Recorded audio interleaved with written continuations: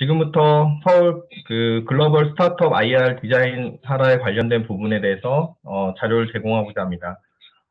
본 내용은 여러분들이 보다 효과적으로 IR 발표 자료에 대한 디자인과 그 다음에 지속 가능한 사업적 역량을 강화하기 위한 국내외 트렌드를 기반으로 단계적인 사업화 역량을 구도하는 기회가 될 것이라고 생각 들고요. 직접 뵙지는 못하지만 이렇게 비대면 생태계에서 여러분들이 IR 발표에 대한 자신감과 보다 사례를 기반으로 해서 구조하는 작업들에 대해서 참고할 수 있는 자료들을 많이 준비했습니다. 2시간 동안 여러분들이 효과적인 IR 발표에 대한 그 상황과 이전에 드릴 영상과 함께 여러분들이 함께 이 준비를 한다면 국내외 IR 발표에 대해서 보다 효과적인 구조적인 개선이 만들어질 것이라고 생각이 듭니다.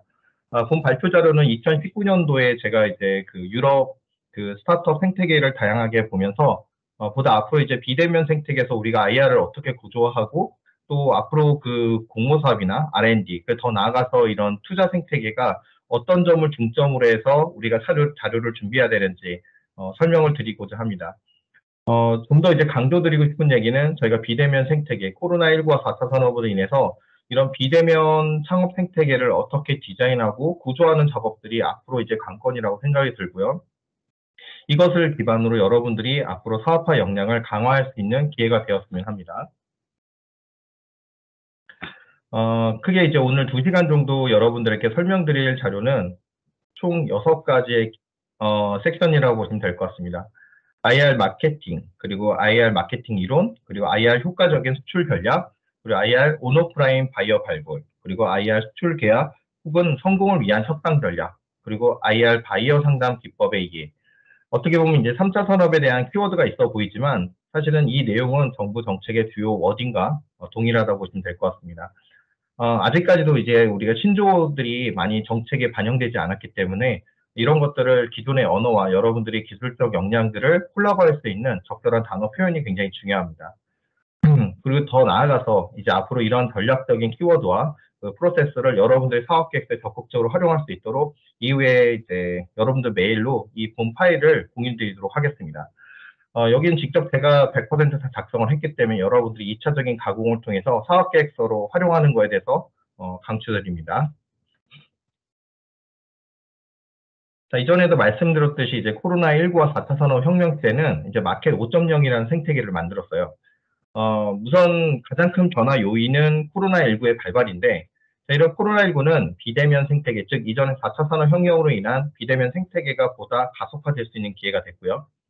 또 이 과정에서 이전에도 설명드렸듯이 이제 독일을 중심으로 한 이유가 보다 이런 ESG 생태계를 강화하는 7가지 구조에 대해서 설계하고 있다는 겁니다. 이런 상황에서 마켓 5.0은 플랫폼 무역 생태계와 그 다음에 다양한 소셜미디어와 이런 온라인 콘텐츠 플랫폼을 통해서 콜라보레이션이 되어 보다 전 세계로 확산할 수 있는 기회입니다. 즉 여러분들은 사업계획서 IR 발표 자료에 문제 제시와 문제 해결 그리고 기대 효과가 이런 코로나19 디지털 가속화 그리고 EU가 추구하고 있는 ESG 생태계에 대한 내용이 언급되어 있어야 합니다. 더 나아가서 마켓 5.0에서 얘기하고 있는 IR 프레임에 대해서 무역 플랫폼과 콜라보레이션을 기반으로 해 여러분들은 디자인을 가속화해야 합니다. 무엇보다도 다양한 세대의 언어를 이해하고 국가별로 이해할 수 있는 어딘가 상황들을 고려해서 진행하는 것을 가장 추천드립니다. 자, 우선 마켓 5.0 책을 보면 가장 구조적으로 우리가 비대면 생태계에서 소셜미디어를 활용한 다양한 마케팅 전략에 대해서 나옵니다. 즉, IR 발표 자료에서 중요시 여겨야 되는 것은 바로 이런 소셜미디어를 기법으로 한 문화 확산과 마케팅 전략입니다. 그렇다면 여기에 맞는 팀빌딩 구성이 되어 있고 이것들이 지속적인 데이터 확보와 컨텐츠 가공을 통해서 다양한 플랫폼 SNS를 통해서 확산돼야 됩니다. 즉, 우리가 원하는 시장 진입 방식에 맞게끔 일목요연하게 집중적으로 짧은 시간 안에 확산성이 있는 구조화가 반드시 필요하다고 보시면 될 것 같습니다. 그래서 총 이렇게 5가지에 대한 논점에 대해서 얘기를 하는데요. 첫 번째는 더 많은 정보를 가지고 의사결정을 해야 한다.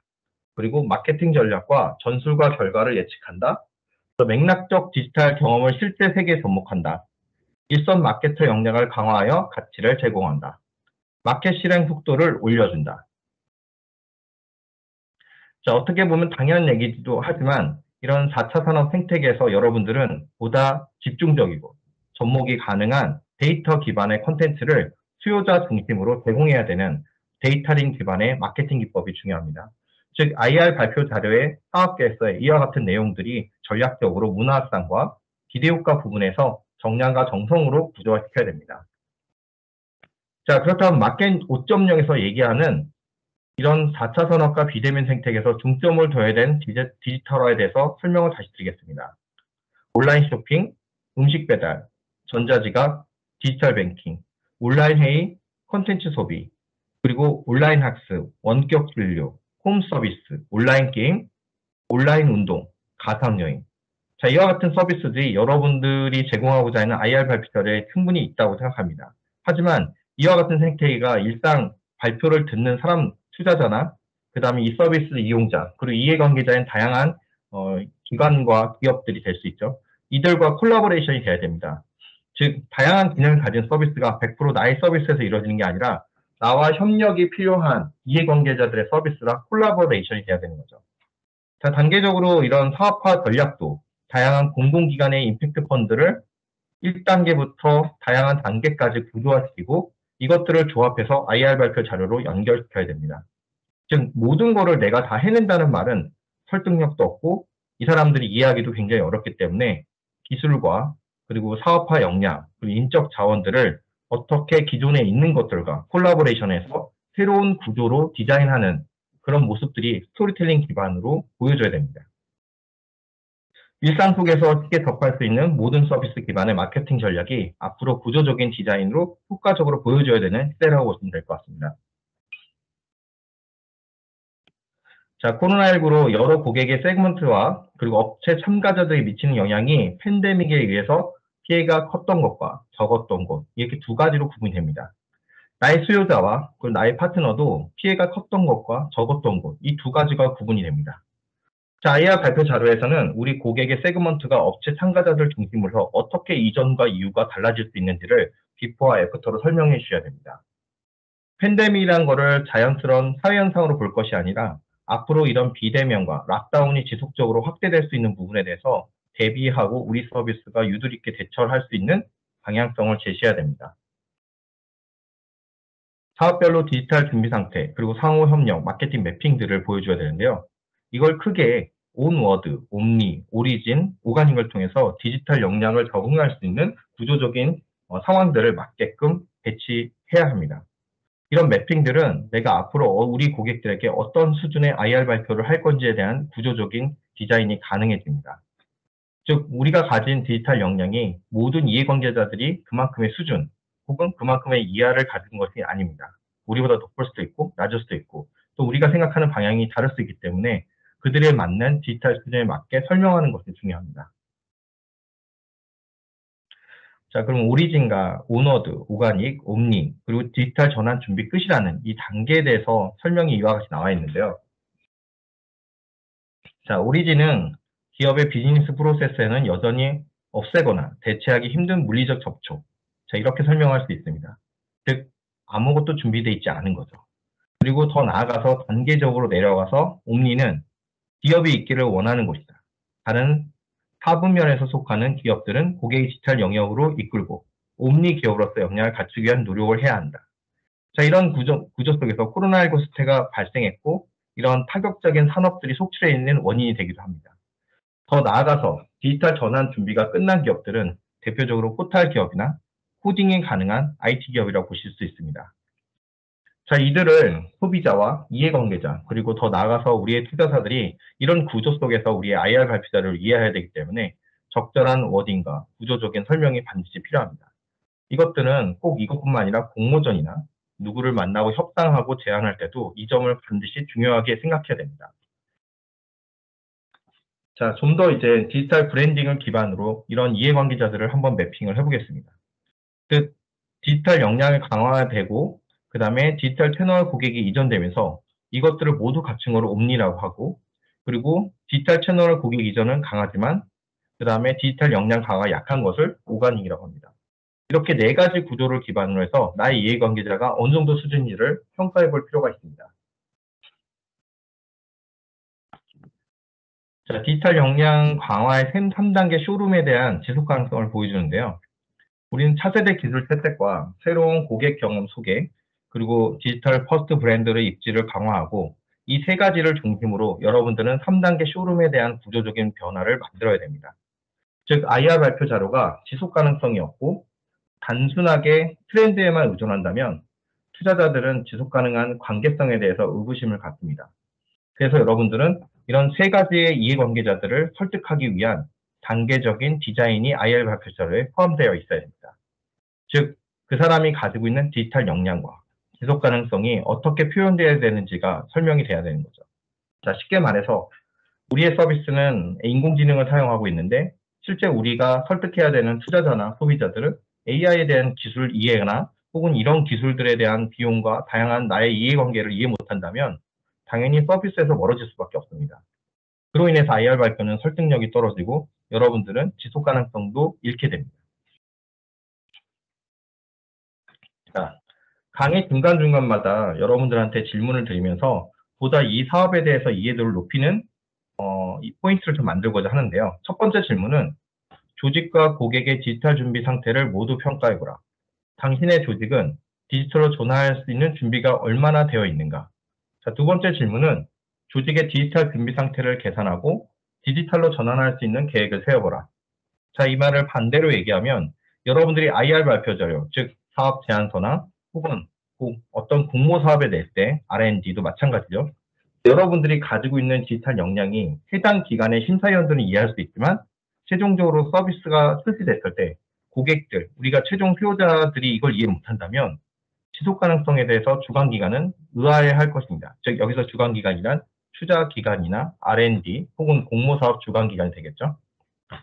그래서 조직의 고객의 디지털 정보 상태를 평가해야 되고요. 아까 제가 만들어드린 매핑을 기반으로 해서 수시로 우리가 전달하고 이 IR 발표자들에 대해 설득하기 위한 이해관계자에 대한 구조가 매핑이 되어 있어야 됩니다. 그리고 디지털 준비 상태를 개선하고 디지털로 전환하기 위한 계획을 세워보아야 합니다. 즉, 우리 조직 내부적으로 가지고 있는 디지털 역량과 또 외부적으로 보여줘야 되는 설명 방식이 각 부서마다, 사람마다 다르다 그러면 당연히 이 고객들은 이 기업에 대해서 신뢰성을 잃게 됩니다.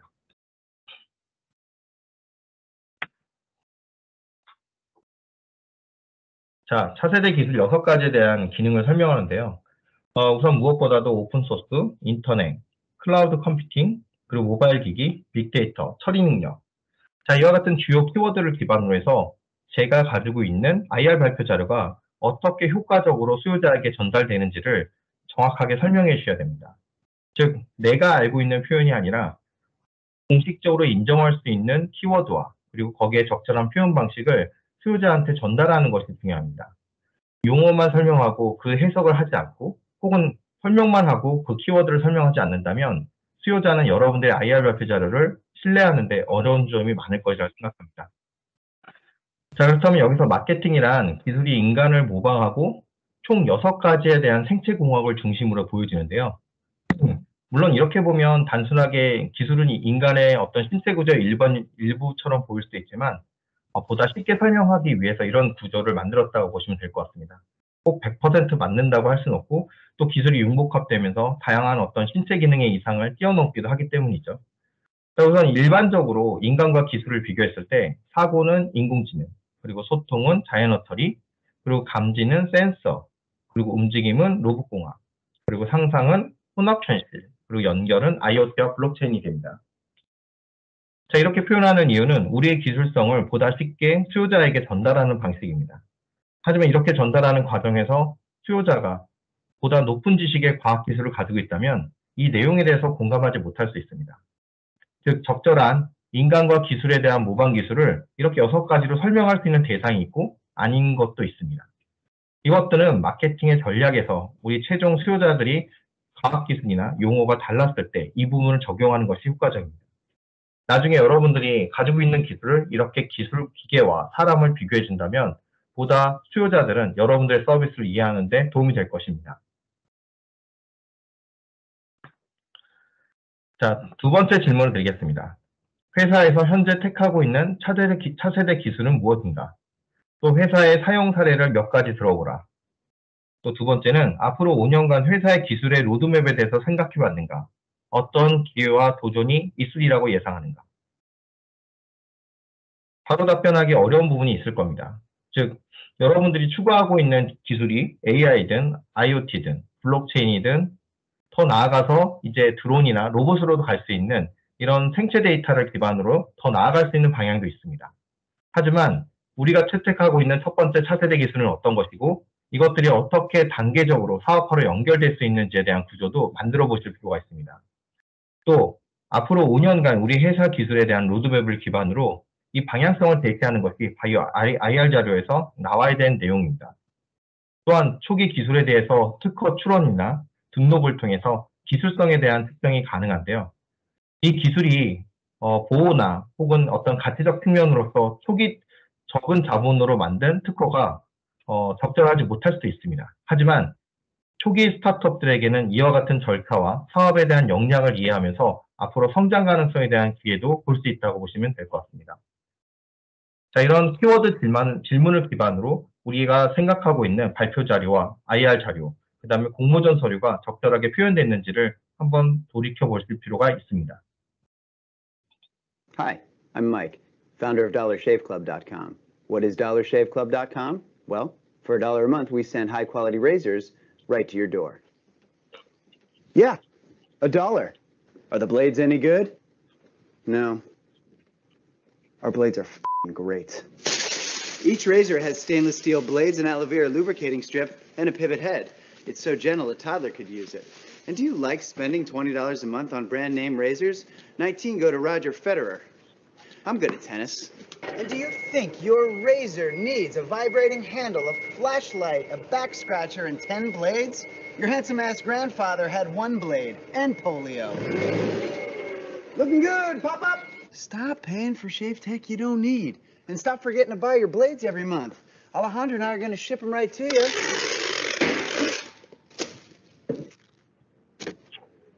We're not just selling razors, we're also making new jobs. Alejandro, what were you doing last month? Not working. What are you doing now? Working. I'm no Vanderbilt, but this train makes hay. So stop forgetting to buy your blades every month and start deciding where you're going to stack all those dollar bills I'm saving you. We are DollarShaveClub.com, and the party is on.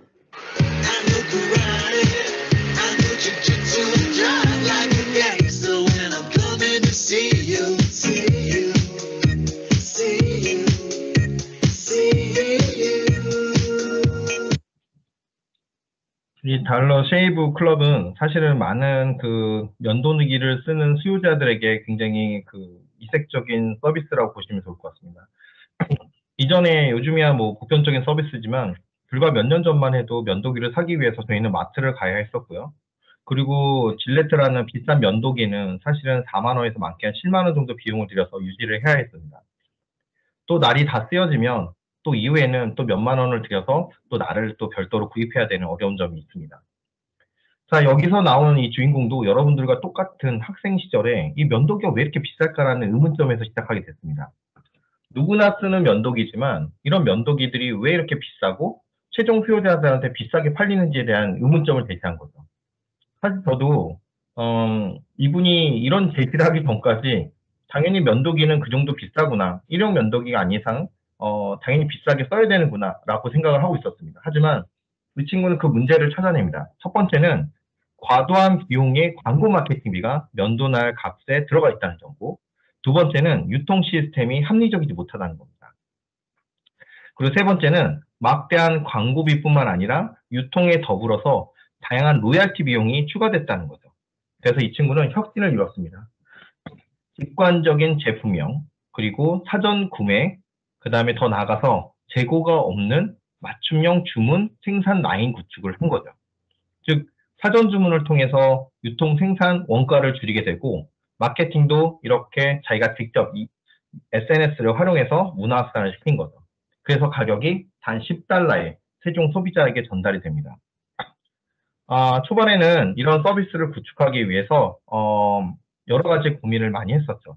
그리고 이 과정들이 앞으로 어떻게 만들어질지에 대해서 참고해 보실 필요가 있습니다.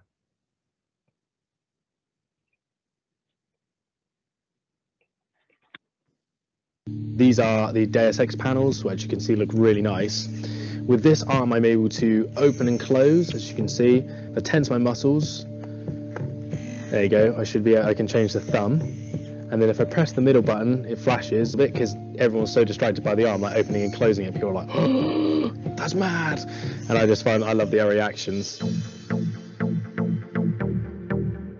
Open Bionics is a Bristol-based startup, and our mission is to create and democratize technology that enhances the human body. So in other words, we turn disabilities into superpowers. The Hero Arm is our first bionic product. It's the first medically certified 3D printed bionic hand, and it's also the most affordable bionic hand available. So we've got a multi-grip hand with 4 motors inside controlling individual fingers and moving the thumb. The Hero Arm works by picking up signals from a user's muscles. It has sensors on the inside of the socket, and they sit on top of the muscles and detect a small voltage when the muscles are flexed, and the hand will move in response. I didn't think this kind of technology would be possible, especially low cost. It's just crazy, especially what I can do with the arm compared to what I was able to do with it 3 years ago. But even back then, that was still mad. You're fine. Don't want to share anyway. The first thing that happens is that a prosthetist will get a model of their arm, which could be physical or digital from a 3D scan. We feed that into our software algorithms to create the bespoke Hero Arm for that individual person, and we then export the files for the 3D printers, 3D print them, and then we assemble everything together into that person's Hero Arm.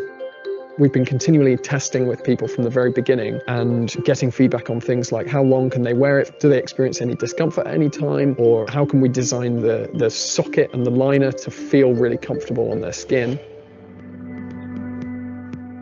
It's just gotten better because essentially at first I was like, oh yeah, it just needs to open and close, but actually being able to pick up more dexterous items, or even picking up something heavy, holding a tray and opening a door, opening a bottle of water is a major thing.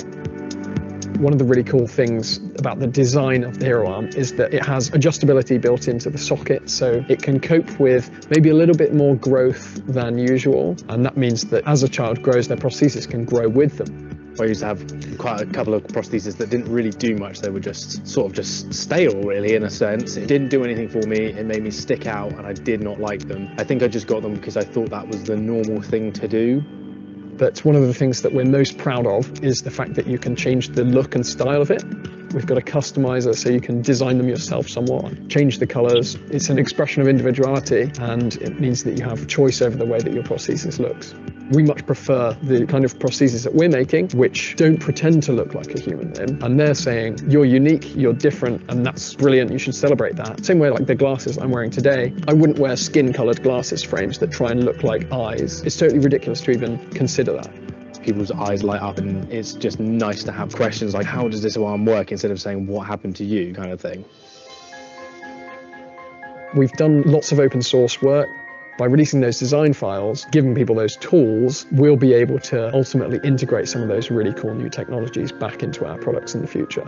We've seen some incredible projects from researchers at different universities. There's a researcher that worked with an upper limb different musician. He was able to independently control each finger to play the piano, and that was using one of our hands.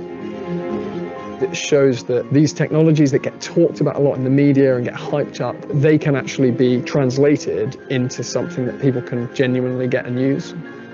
Seeing these kids like Tilly and Cameron wearing their arms really warms my heart, because I, as a kid, dreamt of something like that, and now its reality is just overwhelming in a way, because I just can't believe I'm part of it. Is that one position? Yeah! I've never caught a ball with his hand before. You did that on camera? Yeah, I did indeed. For more science documentaries, check out this one. 자, 여기 지금 영상에 보시는 것처럼 사실 기술로 복귀를 이룬 어떤 우수한 사례라고 보시면 좋을 것 같습니다. 여기 지금 디자이너는 어떤 3D 프린터로 그 인쇄가 가능한 그 후기 도안을 만들고 이걸 더 생체 데이터까지 연결하는 구조적인 디자인을 하게 되었습니다. 이 과정 속에서는 수요자 중심의 마이데이터를 생체 데이터 기반을 받았고, 이것들이 보다 효과적으로 서비스로 연결될 수 있도록 기술 구현을 플랫폼화 시켰다는 거죠. 또 사실 이런 그 수제로 만든 어떤 그 수족과 이런 것들이 사실 비용이 많이 비쌉니다. 그래서 여기서부터 시작을 하게 된 거죠. 비싼 이 수족들을 언제까지 우리가 써야 되는지. 그래서 이분은 그 3D 프린터를 활용해서 보다 누구나 맞춤형으로 제공할 수 있는 구조를 디자인하였는데요. 이것들을 바로 기술 복지를 통한 사업화 역량을 크라우드 펀딩과 연결했던 우수한 사례라고 보면 될 것 같습니다. 즉 여러분들의 IR 발표 서비스가 단순하게 우리가 파워포인트나 이런 인포그래피만 전달할 것이 아니라 이 영상 속의 스토리 도잉을 통해서 우리의 기술성을 한 방에 보여줄 수 있는 구조적인 디자인도 생각해 볼 필요라고 생각할 것 같습니다. The Active Learning Forum is the unexpected learning forum, the place where you're constantly engaging with what you're learning. I think people expect it to be unnatural, maybe a bit futuristic and incredibly different experience than a normal classroom. And in many ways it isn't. It's the same. As a Minerva student, I get to take classes from anywhere in the city. I think it's a great opportunity to constantly keep your learning experience fresh and exciting. I was pleasantly surprised in my first experience on the Active Learning Forum. It's interactive, very dynamic, very fast-paced. Everyone agrees that higher education could be much better than it is today. Minerva's acting on that by putting together state-of-the-art technology and superb pedagogy. What we're going to do today is use a very complex problem, how to feed the world by 2050. One of the great strengths of Minerva is the Active Learning Forum, which is informed by the science of learning. The secret to active learning is engagement. Do you agree or disagree that the 5 solutions will be sufficient to solve the world's food problem? We have at our fingertips tools that are designed to engage the students 100% of the time. Now we're going to do a poll. Pick your best answer and be prepared to defend it. I do agree that the other parts of this poll were valid. Active learning is being an important part of your own education, challenging ideas, and coming to your own understanding. It means that I'm constantly accountable. I feel like when you characterize a problem, it's important that it helps guide you to the solution. Perfect. That's excellent. I feel like I'm in a room with all of my students. I simply forget I'm on the computer. You will be going into breakout groups. In each of your breakout groups, you will get assignment. In a normal classroom, there's people behind you, there's people to the side of you, but it's nice to be able to see everybody and their reactions to what's being talked about in class. You are Group A. You will be the Minister of Agriculture.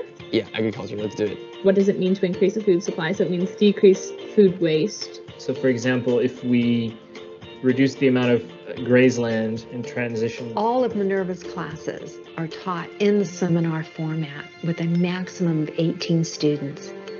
I know each one of my students better than I knew students when I taught in a major university.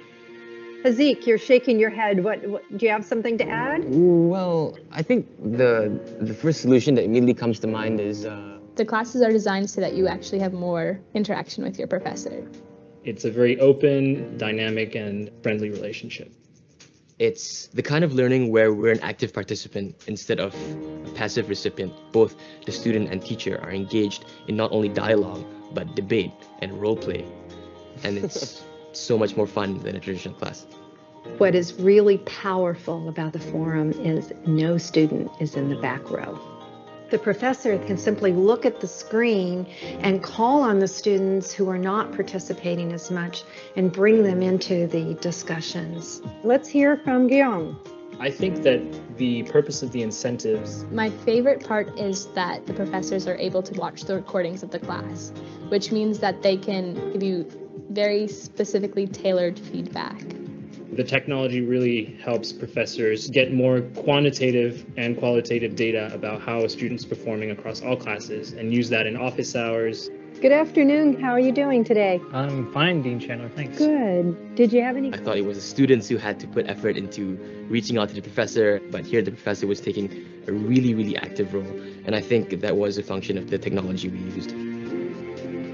We have technology.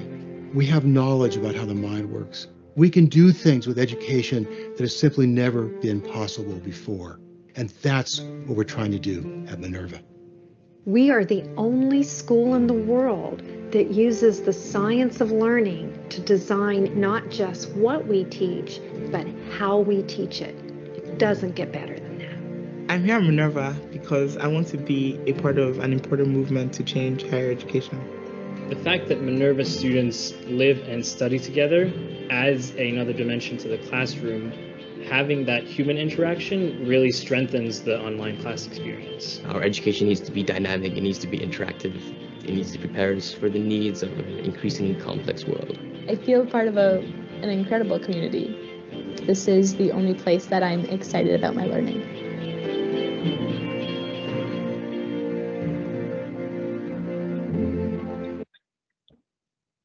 예, 여기서 나온 미네르바 대학은 사실 우리나라 방송통신대학이나 일반 사이버대학과 비슷하게 느낄 수 있지만 처음에 시작에는 비슷한 부분도 있었는데 우선 세계적인 명문대 교수님들의 수업을 들을 수 있는 메리트에서 시작을 했습니다. 여기서 이제 샌프란시스코를 중심으로 한 이 스타트업은 전 세계 우수한 수업을 좀 들어볼 수 없을까 온라인으로 그렇게 시작이 됐고 전 세계 우수한 어떤 MIT라든가 뭐 스탠포드라든가 뭐 MIT라든가 이런 우수한 교수님들의 수업을 시작으로 해서 이것들이 디지털 학기로 연결될 수 있었습니다. 거기 더 나아가서 우리가 지금 여러분들도 학교에서 지금 온라인 강의를 듣거나 일반 사회에 나와서 강의를 들을 때 좀 차이점을 느끼실 수 있을 겁니다. 즉 지금도 마찬가지로 단방향 소통을 통해서 강의의 효율성이 좀 많이 떨어지는 부분이 있는데 그 이유는 바로 피드백입니다. 우리가 오프라인에서 강의할 때 공감과 소통, 이런 다양한 어떤 상황에 대한 전환에 대해서 그것들이 입체적으로 수업의 어떤 분위기로 연결되는데 우리는 그렇지 지금 현재 우리 사이버 강의는 그렇게 못하고 있는 거죠. 근데 여기 미네르바 대학의 사이버 공간에서는 크게 세 가지 매력적인 포인트가 있습니다. 다양한 기능이 있는데 첫 번째는 학생에 대한 그 집중도라든가 이 친구에 대한 흥미 위주에 대한 안면 인식 기술이 중요하고요. 그 데이터를 분석하고 두 번째는 학생이 자신의 표현을 굳이 스피커를 켜지 않고도 표현할 수 있는 다양한 버튼이나 이모티콘 같은 구조가 돼 있다는 거죠. 그리고 세 번째는 실시간으로 그것들을 토론하고 또 이후에 그거를 아카이빙해서 이후에 사람들이 거기에 대한 의견을 다룰 수 있는 어떤 쉐어링 서비스, 데이터 쉐어링 서비스를 보여주는 것도 굉장히 매력적입니다. 그래서 우리 사이버 대학이 앞으로 가야 될 방향 중에 하나가 이런 미네르바 대학 같은 거고 그게 만약에 제대로 되지 않았을 경우에는 이런 글로벌 사이버 대학들한테 국내 대학들이 많이 이제 침체되지 않을까 이런 생각이 좀 듭니다. 그래서 이 미네르바 대학은 스타트업으로 시작하여 세계적인 명문 대학으로서 자리 잡은 우수한 사례라고 생각하면 좋을 것 같습니다. 아시아 캠퍼스는 지금 현재 마포구에 있고 사실 오프라인은 별로 중요하지 않으며 온라인을 통한 강의가 주로 이루어지고 있고 오프라인은 이런 프로젝트를 통해서 그런 학습과 경력 이 두 가지를 만끽하고 졸업할 수 있는 기회가 매력적인 그 코스 프로그램이라고 생각합니다. 자, 더 나아가서 이제 성공 기업의 비대면 그 임팩트 펀딩과 그 3단계 디자인에 대해서 설명을 드리겠습니다. 먼저 수출 기업은 크게 이제 자치단체에서 제공해주고 있는 지원 사업에 크게 엑셀레이팅이라는 게 있습니다. 엑셀레이터 지원을 받아서 그걸 플랫폼으로 연결하고 플랫폼이란 것은 글로벌 진출에 관련된 다양한 MWC, CES 그리고 슬러시 이런 드림포스 같은 이제 플랫폼을 통해서 언론 투자 MOU를 통해서 해외 진출, 국내외 투자로 연결된다 이렇게 보시면 좋을 것 같아요. 자, 무엇보다도 이런 수출 기업들이 앞으로 가야 되는 방향에 대해서 이런 다양한 선행 자료를 통해서 우리가 구조할 수 있는데요. 우리 IR 자료에도 이런 부분이 가장 중요하게 여기는 부분 중에 하나입니다. 어떻게 초기에 나의 사업화에 대한 디자인을 이루고 지속 가능한 플랫폼과 연계하여 투자로 연결될 수 있는 구조적인 파이프라인이 바로 이런 구조적인 부분이 IR 발표 자료에 반드시 들어있어야 된다는 겁니다.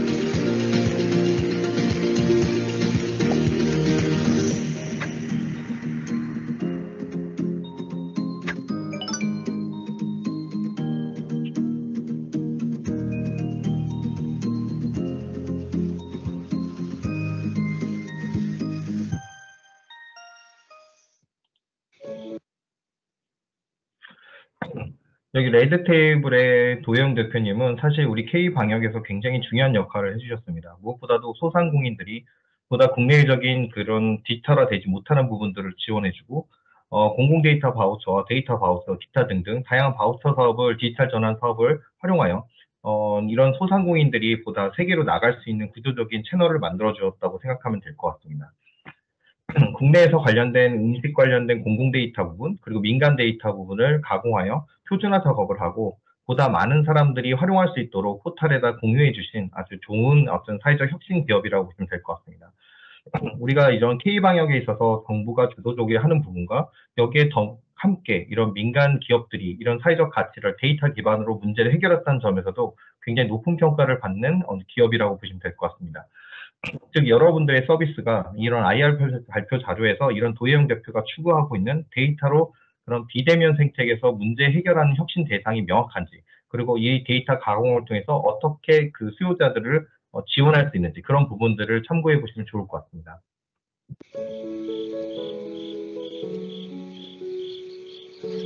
안녕하세요. 팜파티스트 강규리는 손끝으로 만드는 클린 컨텐츠 캠페인을 지지하고 동참하기 위해 본 영상을 제작했어요. 또한 ESG 생태계 속에서 팜파티스트라는 뉴딜 일자리를 소개하고자 해요. 전 세계 속에서 선풍적인 인기를 끌고 있는 팜파티스트가 어떠한 직업이고 비전이 있는지 지금부터 알아보기로 해요. 4차 산업혁명과 코로나19로 인하여 EU와 미국을 중심으로 한 국제사회가 ESG 생태계 조성에 동참하고 있어요.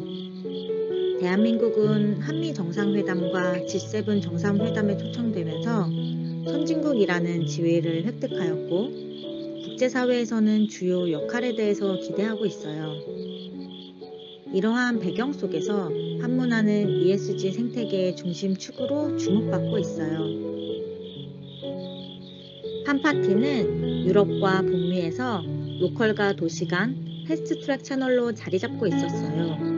중간 유통 없이 산지에서 소비자까지 최단 시간과 저비용으로 공정거래할 수 있는 구조에 대해 고민하면서 발전하게 된 것이 바로 팜파티예요.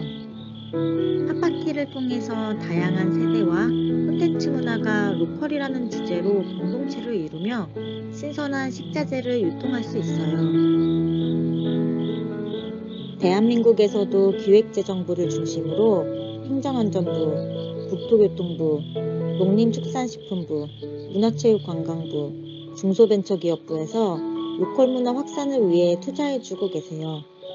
20년 전만 해도 북미와 유럽에서만 즐기던 팜파티 문화 생태계가 이제는 대한민국에서도 안정적으로 자리 잡게 되었어요. 팜파티가 ESG 생태계에서 각광받은 신일자리가 된 것은 로컬 문화와 친환경 식자재 유통이 전 국민적으로 주목받았기 때문이에요. 친환경 식자재를 위해서는 환경오염 주범인 탄소 제로 웨이스트 문화가 자리 잡아야 한다는 세계 시민사회의 목소리가 나오면서 실천으로 연결되었기 때문이에요. 기획재정부는 오래전부터 ESG 생태계를 위한 펀드 조성과 적극 행정을 통해서 타부처가 더욱 협치 문화로 연결되도록 디자인해 주셨어요. 행정안전부는 주민자치와 마을 공동체를 통해서 국민 참여를 연결하였고 무엇보다 공공데이터 개방을 통해서 지속가능한 판문화 확산에 힘을 실어주셨어요. 국토교통부는 재생마을 사업인 세뜰 사업을 통해서 고령화되어가는 세대의 세대융합과 주민조직 스스로 자립하는 방향으로 문화를 확산시켜주고 있어요. 농림축산식품부는 지역 농가 생산성에 필요한 기술 연구개발과 상생협력 문화생태계로 연결될 수 있도록 지속적인 지원을 해주고 계세요.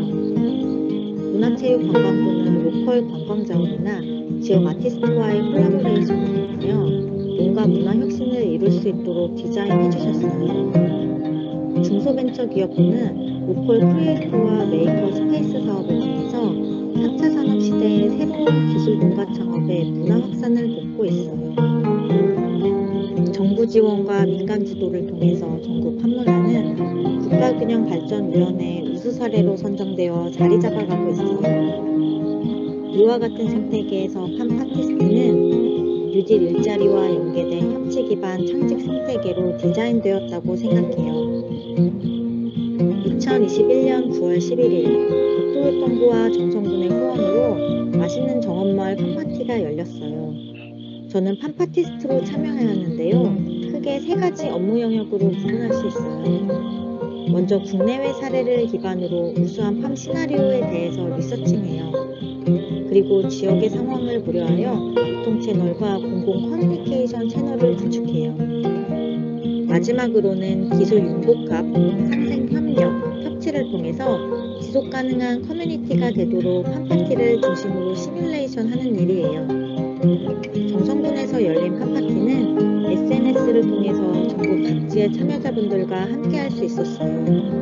또한 전 세계의 분들이 참여하실 수 있도록 정성 국제가든 영화제도 기획하였어요. 이와 같이 팜파티스트는 4차 산업혁명과 ESG 생태계 속에서 농가 혁신을 위하여 온라인, 오프라인, 메타버스 생태계까지 데이터 기반으로 디자인하고 있어요.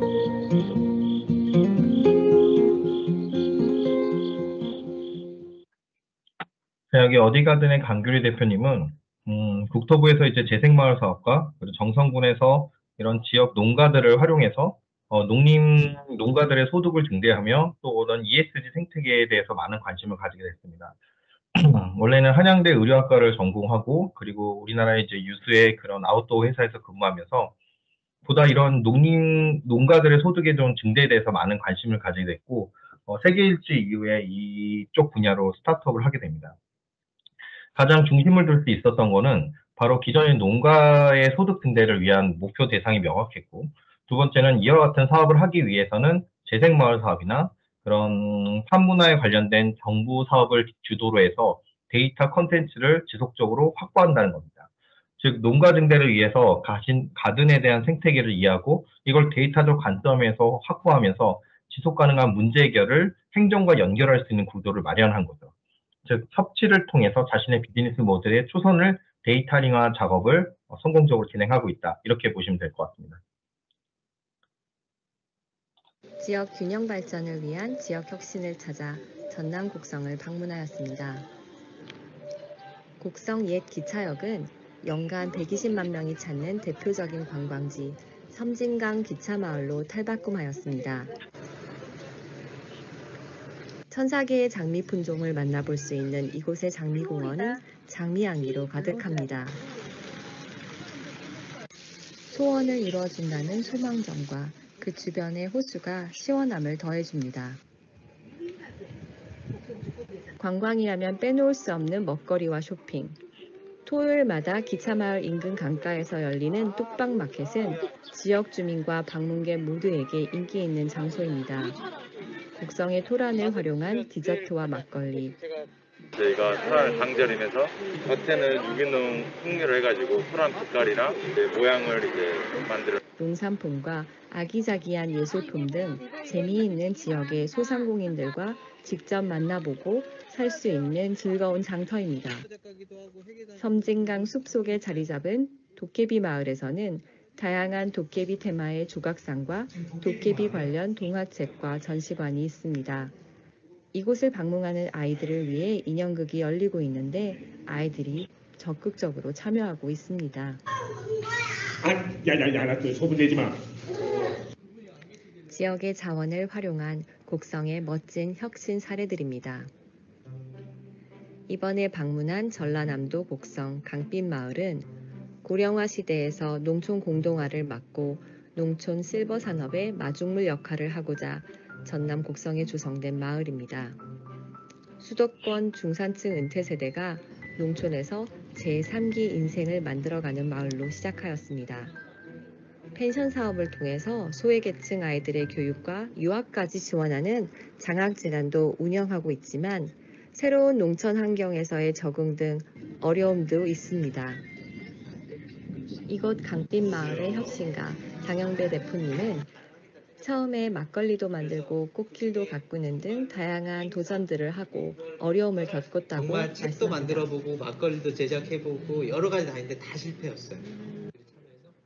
하지만 그런 도전 속에서 2019년에는 시군 지역혁신협의회의 우수과제로 선정되면서 다양한 혁신과와 함께 강빛 인문학 강좌, 강빛살이 등 프로그램을 진행하게 되었습니다. 그 마을 주민들에게 이렇게 봉사나 활동들을 했던 것도 있고 공동체 활동에서 어울림 한마당이라는 축제를 2번을 개최를 하면서 지역과 어우러지면서 소통이 이제 되기 시작합니다. 강빛니티와 같은 문화의 밤은 페이스북을 통해 문화를 공유하고 새로운 온라인 참여 문화를 만들어가고 있습니다. 이제 그런 사업을 통해서 주민들이 바뀌기 시작한 거예요. 지원 사업을 받으니까 이게 속도가 확 붙어버리는 거예요. 특히 이런 과제 선정의 성과를 통해서 지역 주민들의 자발적인 참여가 눈에 띄게 달라지고 있다고 합니다. 이번 과제를 통한 혁신가들과 함께하는 프로그램으로 마을 합창단 주민을 중심으로 SNS 교육을 진행하고 합창단 연습, 인문학 모임 등 다양한 교육이 이루어지고 있습니다.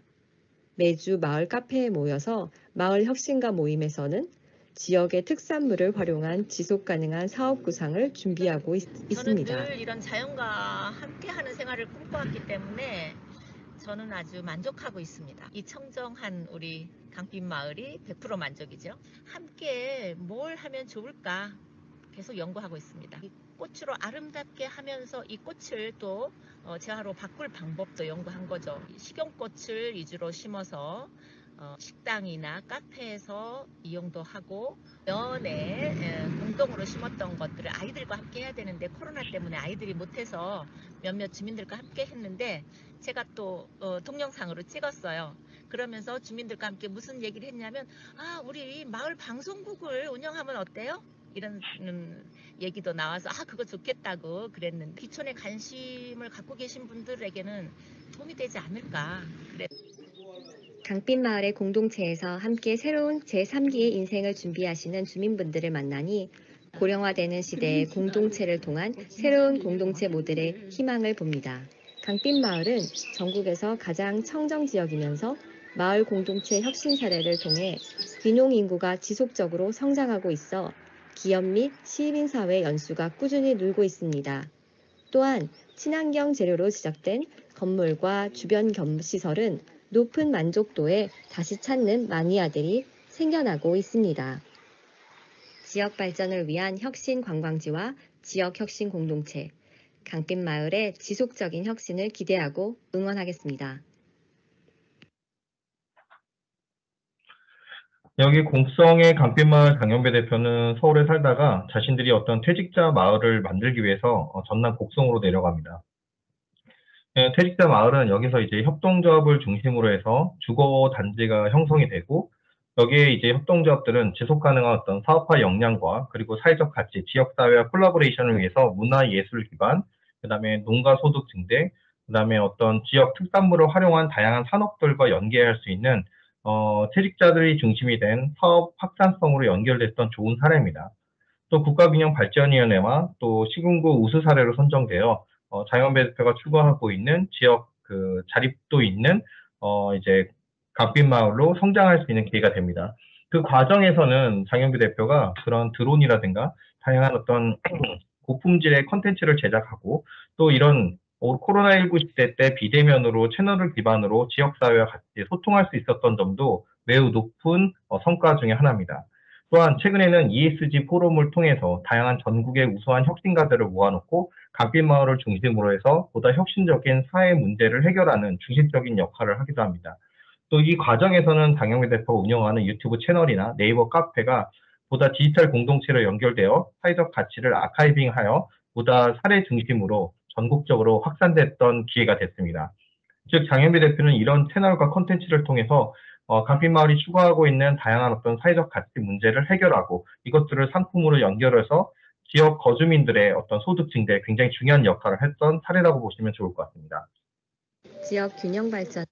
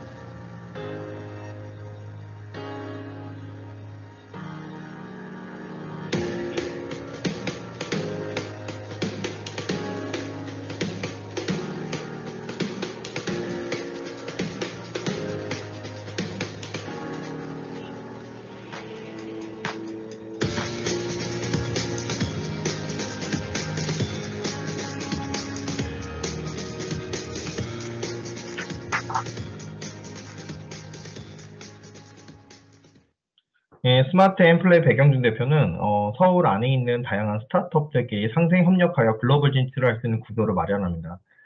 여기서 참고할 수 있는 자료는 이 백영준 대표가 가지고 있는 국제 협력인데요. 오픈 거버넌스 파트너스라는 OGP 기구와 같이 콜라보하여 서울시를 중심으로 기업들이 보다 포괄적인 해외 진출에 대한 채널을 사회적 가치 측면으로 만들었던 우수한 사례입니다. 제가 얼마 전에 여러분들에게 추천드렸던 스타트업 CSR 카페도 바로 여기서 배경이 돼서 시작하게 되었습니다. 기술로서 사회 문제를 해결하고 이것들을 기반으로 사회혁신 기반으로 글로벌 커뮤니케이션을 만들어서 상생 협력을 통한 해외 진출을 협치의 역할이 굉장히 중요한 구조적인 배경을 만들었다는 점에서 백영준 대표에 대한 우수한 그 역량들이 세계적으로 알려진 사례라고 보시면 좋을 것 같습니다. 또 무엇보다도 이런 서울시에서 지속적인 어떤 스타트업들의 지원 사업들이 있었기 때문에 가능하지 않았나 생각이 들고요. 여기서 만약에 여러분들이 IR 발표 자료에서 내가 어떤 팔로로 해외 진출에 관련된 전략적인 부분을 봤을 때 이렇게 백영준 대표처럼 OGP를 활용한 글로벌 진출의 생태계를 디자인할 수 있는 역량을 보여주시는 것도 하나의 방법입니다. 스마트 엠플레이 백영준 대표는 현재 국내에 그 영유아 대상으로 하는 드론 교육 프로그램에서 온오프라인 분야에서 국내에서 2위 업체라고 보시면 좋을 것 같습니다. 그래서 안정적으로 성장하고 있는 드론 전문 교육기관이다. 이렇게 생각하시면 될 것 같습니다.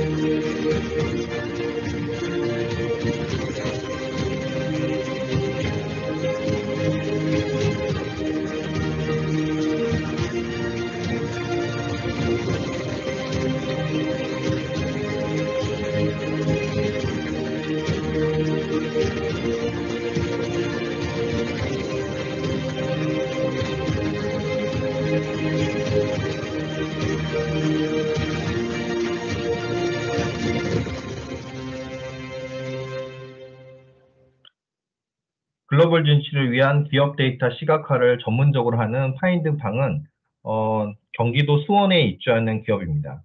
여기서 추구하는 방향은 시각화된 자료가 세상의 언어가 될 수 있다는 슬로건을 가지고 많은 기업들의 해외 진출에 관련된 컨텐츠를 제작해 줍니다. 여기 파인드팡 이은열 대표는 유명 게임 업체 전문 디자인 팀장으로 근무하다가 보다 아이와 좀 더 많은 시간을 보내기 위해서 이렇게 스타트업 창업을 하게 되는데요. 가장 핵심적인 역량은 지역 기반의 데이터를 활용하고 이것들을 기업들이 세계로 나갈 수 있는 다양한 콜라보레이션 콘텐츠를 제작하는 능력이 굉장히 뛰어납니다. 또 이렇게 생산된 시각화된 콘텐츠는 해외의 다양한 그 거래선과 혹은 투자사들과 연결돼서 보다 혁신적인 비즈니스 모델이 만들어진 사례들이 많이 있습니다. 여기 뒤에 영상 마지막에 보면 우리 사회적 기업으로 유명한 힐링플레이라든가 기타 다양한 업체들이 이런 콘텐츠 기반으로 세계 속의 무대로 나갈 수 있었던 좋은 기회들이 많았었다. 전 이렇게 해서 추천드리게 됐습니다. IoT 분리수거함과 모바일 앱의 결합. 오늘의 분리수거. 어디서든 쉽게 설치하고 운영 가능한 오늘의 분리수거를 통해 언제, 어디서, 누가, 어떤 품목을 어떤 주기로 배출하였는지 등의 배출 정보를 파악할 수 있습니다. 이 배출 데이터는 관리자의 관리 효율을 증대시키고 정확한 배출 실적 파악에 도움을 줍니다. 분리배출에 참여한 시민들은 자연순환 기업뿐만 아니라 쉬운 모바일 앱 사용으로 포인트를 보상받고 적립된 포인트는 제휴처에서 쇼핑 또는 할인을 받을 수 있습니다. 또한 다양한 생산자 기업들은 배출량 데이터를 마케팅 자료로 활용할 뿐 아니라 분리배출 고객에게 응원과 보상을 제공하는 등의 환경 개선 활동에 직접 참여할 수 있습니다. 이미 여러 지역과 기업에서 참가하고 있는 오늘의 분리수거. 재활용 쓰레기로 인한 환경 문제. 모두가 함께하면 해결할 수 있습니다.